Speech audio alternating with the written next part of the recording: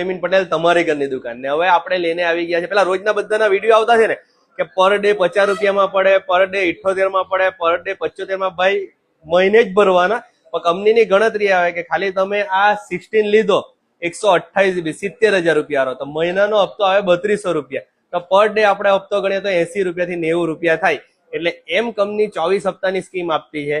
Airport 25,900 ના છે તો 25,900 માં પણ 24 હપ્તા થઈ જશે. એટલે મહિનાની ગણતરી કરો તો 1800 થી 1700 રૂપિયાનો હપ્તો આવે, અને એની સાથે તમે પર ડે ની ગણતરી કરો તો 48 રૂપિયાથી 50 રૂપિયા.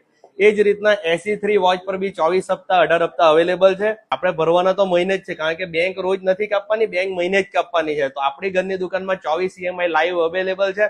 13 પર તમને 18 હપ્તા મળી જશે. તો આજે જ મુલાકાત લો તમારી ઘરની દુકાન, ચાંદની ચોક, નવસારી, રામાનંદ રેસ્ટોરન્ટની સામે.